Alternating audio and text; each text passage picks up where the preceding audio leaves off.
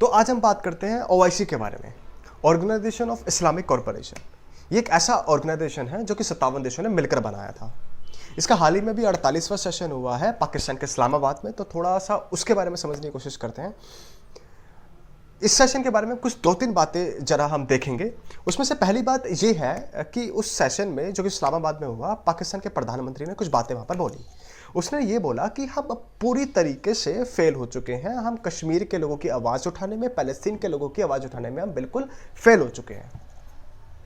और उन्होंने ये वाली बात 57 देशों के मेंबर्स के सामने जब बोली, तो ये भी कहा कि हम फेल इसलिए हुए हैं क्योंकि हम जो कंट्रीज़ हैं बिल्कुल भी यूनाइटेड नहीं है। हम पूरे देश, पूरे वर्ल्ड के अंदर हम जो कंट्रीज़ हैं बिल्कुल बट कर रह गई हैं। तो यही सबसे बड़ा कारण है कि हम पूरी तरीके से फेल हो चुके हैं पैलेस्तीन और कश्मीर के लोगों की आवाज़ उठाने में। आपको बताना चाहूँगा कि इसके अलावा इससे पहले भी इमरान खान ने इससे पहले भी कई बार जब ओआईसी के सेशन हुए हैं तो उसके ऊपर कश्मीर के मुद्दे पर बात की है। तो जैसे ही प्रधानमंत्री ने ये वाली बात बोली, उसके बाद फिर सऊदी अरेबिया के जो विदेश मंत्री वहाँ पर आए हुए थे, तो वहाँ पर उन्होंने भी ये बात बोली कि हाँ बिल्कुल ठीक है, हमें कश्मीर के लोगों की लिए हम खड़े हैं, उनको सपोर्ट करते हैं, पैलेस्तीन के लोगों के लिए हम सपोर्ट करते हैं। और जो बिल्कुल इंडिया ने जो बिल्कुल 370 जो हटाया वो बिल्कुल इलीगल तरीके से हटाया है, बिल्कुल ये वाली बात उन्होंने बोली। उसके बाद आपको बताना चाहूँगा कि इसके अंदर ओआईसी के अंदर एक स्पेशल गेस्ट को बुलाया गया था। विदेश मंत्री जो थे हमारे चाइना के विदेश मंत्री को ऐसे गेस्ट बुलाया गया था पाकिस्तान के द्वारा। तो चाइना ने भी ये वाली बात बोली कि हाँ बिल्कुल हम ओआईसी के साथ खड़े हैं, बिल्कुल ओआईसी के अंदर जो कश्मीर के लोगों के लिए जो आवाज़ उठाई जा रही है बिल्कुल हम उसके सपोर्ट में खड़े हैं, बिल्कुल। और इसी के साथ आपको पता ही है इंडिया ने भी स्टेटमेंट दी थी कि बिल्कुल इसी जब विदेश मंत्री ने, चाइना के विदेश मंत्री ने ओआईसी के अंदर ये वाली बात बोली, तो उसके बाद फिर इंडिया का भी स्टेटमेंट आया था। उन्होंने क्या बोला था कि बिल्कुल भी चाइना का कोई राइट नहीं है कि इंडिया के इंटरनल मामले में वो बोले, कश्मीर जो वो इंटरनल इशू है इंडिया का। तो ये वाली तो होगी हमारी पहली बात। दूसरी बात हम समझने की कोशिश करते हैं कि जब ये ओआईसी का जब सेशन हो रहा था तो उसके अंदर एक कंट्री यूएई, उसके भी मेंबर आए हुए थे।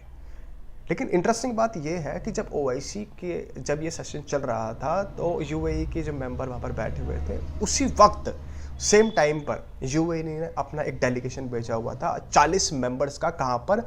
इंडिया के कश्मीर में। वहाँ पर वो क्या ढूंढ रहे थे कि अपॉर्चुनिटीज़ को ढूंढ रहे थे कि कहाँ कहाँ हम इन्वेस्टमेंट करें। तो आप सोच सकते हैं कि एक तरफ ओआईसी के अंदर दुबई के मेंबर्स बैठे हैं और ये सुन रहे हैं कि हमें कश्मीर के लोगों की आवाज़ को उठाना चाहिए, और दूसरी तरफ वो क्या करते हैं, एक डेलीगेशन भेजते हैं 40 मेंबर्स का कश्मीर के अंदर ताकि वो इन्वेस्टमेंट अपॉर्चुनिटीज़ ढूंढ सके। तो आप ये सोच सकते हैं, बड़ी इंटरेस्टिंग बात है कि कैसे दोनों तरफ बैलेंस बिठा के। तो मतलब इससे आप समझ सकते हैं कि जो प्रधानमंत्री, जो इमरान खान ने ये बात बोली कि हम बिल्कुल पूरी तरीके से यूनाइटेड नहीं है, तो आप इससे समझ सकते हैं कि जो ओआईसी की जो कंट्रीज़ हैं वही उसको एक फॉर्मेलिटी की तरह ले रही है, उसी को जो कंट्रीज़ हैं वो सीरियसली नहीं ले रही है किसी भी रेजोल्यूशन को जो ओआईसी के अंदर लिया जाता है। तो आप इससे समझ सकते हैं।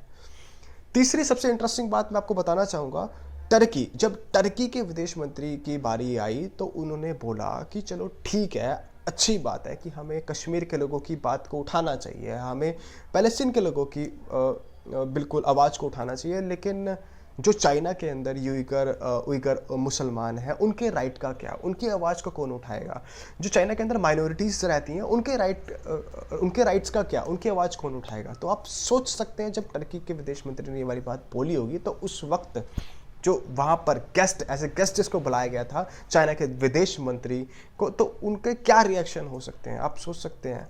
चलो उनके तो चलो रिएक्शन ठीक है, जिन्होंने उनको बुलाया था, जो कि होस्ट कर रहा है पाकिस्तान, इमरान खान, जिन्होंने उस विदेश मंत्री को एज ए गेस्ट बुलाया था, उसके क्या रिएक्शन हो सकते हैं, तो आप बिल्कुल देख सकते हैं। तो ये 3 बातें।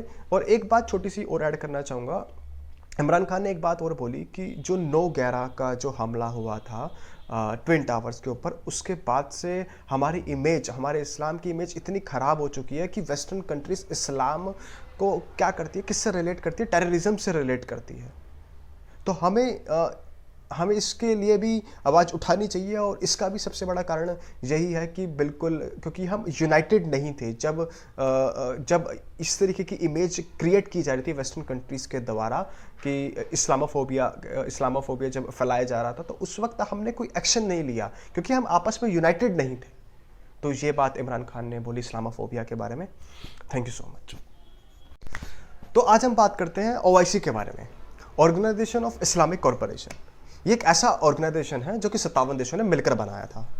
इसका हाल ही में भी 48वां सेशन हुआ है पाकिस्तान के इस्लामाबाद में। तो थोड़ा सा उसके बारे में समझने की कोशिश करते हैं। इस सेशन के बारे में कुछ 2-3 बातें जरा हम देखेंगे। उसमें से पहली बात ये है कि उस सेशन में जो कि इस्लामाबाद में हुआ, पाकिस्तान के प्रधानमंत्री ने कुछ बातें वहाँ पर बोली। उसने ये बोला कि हम अब पूरी तरीके से फेल हो चुके हैं। हम कश्मीर के लोगों की आवाज़ उठाने में, पैलेस्तीन के लोगों की आवाज़ उठाने में हम बिल्कुल फेल हो चुके हैं।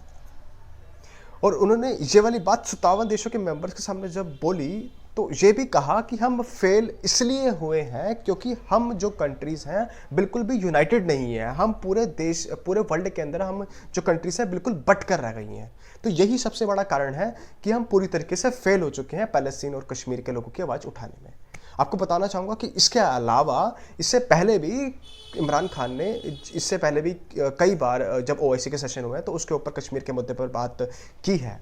तो जैसे ही प्रधानमंत्री ने ये वाली बात बोली, उसके बाद फिर सऊदी अरेबिया के जो विदेश मंत्री वहाँ पर आए हुए थे, तो वहाँ पर उन्होंने भी ये बात बोली कि हाँ बिल्कुल ठीक है, हमें कश्मीर के लोगों की लिए हम खड़े हैं, उनको सपोर्ट करते हैं, पैलेस्तीन के लोगों के लिए हम सपोर्ट करते हैं। और जो बिल्कुल इंडिया ने जो बिल्कुल 370 जो हटाया वो बिल्कुल इलीगल तरीके से हटाया है, बिल्कुल ये वाली बात उन्होंने बोली। उसके बाद आपको बताना चाहूँगा कि इसके अंदर ओआईसी के अंदर एक स्पेशल गेस्ट को बुलाया गया था। विदेश मंत्री जो थे हमारे चाइना के विदेश मंत्री को ऐसे गेस्ट बुलाया गया था पाकिस्तान के द्वारा।